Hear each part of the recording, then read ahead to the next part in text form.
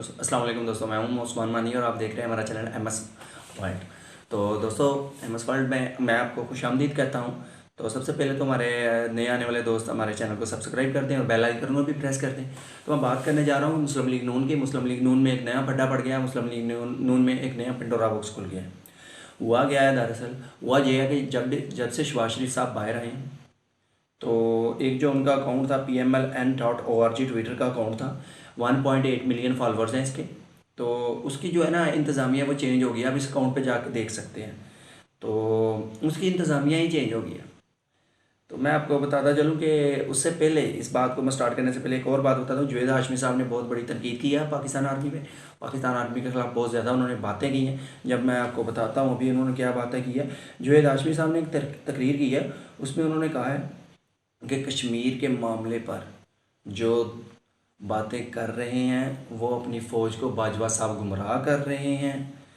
और ये भी कहा कि जो पहले रिटायर जर्नैल थे वो करप्शन करते थे। और ये भी कहा कि बाजवा साहब, आपको अदालत में आप पे केस हो जाए तो आपको बहुत ज़्यादा सज़ा होगी।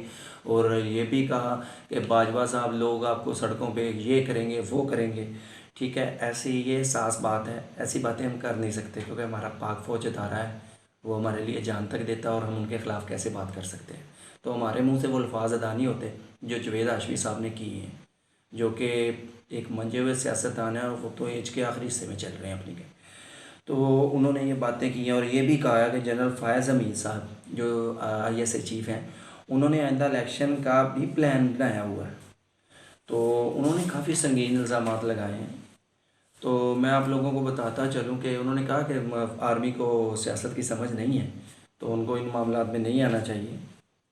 तो ये बातें जो उन्होंने की हैं, ये जो नवाज शरीफ चंद माह पहले बातें करते थे आर्मी के ख़िलाफ़, उनसे बिल्कुल मुख्तलिफ नहीं है। सारी की सारी बातें वो बहुत वही हैं, तकरीबन सेम टू सेम है।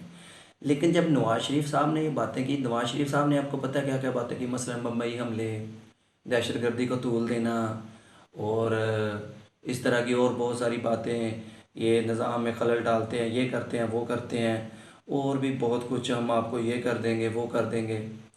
और पाक आर्मी, उन्होंने ये भी कहा था कि पाक आर्मी जो है वो अपने लोगों पे बंदूक नहीं चला सकती। तो इशारा उनका ये था कि इनके ख़िलाफ़ खड़े हो जाओ।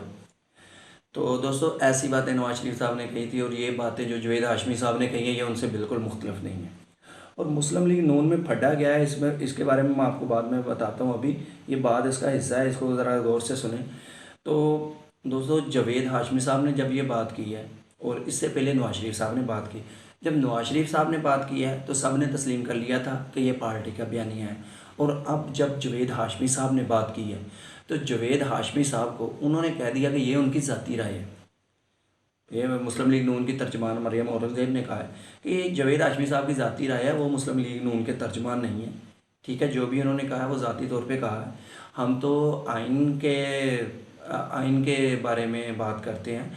हम ये कहते हैं कि जो भी निज़ाम आए वो आइनी हो, और तमाम अदारे आइन के तहत अपने हैसियत में रह के, अपने वो क्या कहते हैं, अपने हैसियत में रह के, अपनी हैसियत में रह के, अपने रोल में रह के अपना किरदार अदा करें और मुल्क की बेहतरी के लिए काम करें।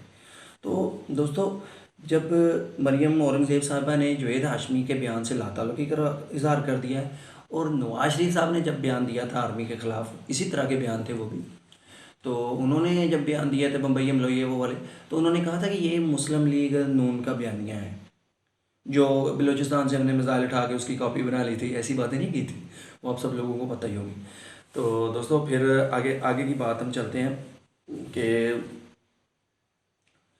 कि मुस्लिम लीग नून जब ये वायलेशन करती है आर्मी के ख़िलाफ़, तो शहबाज शरीफ साहब अंदर होते हैं हमेशा, और जब शहबाज शरीफ साहब बाहर होते हैं तो मुस्लिम लीग नून ये वायलेशन नहीं करती।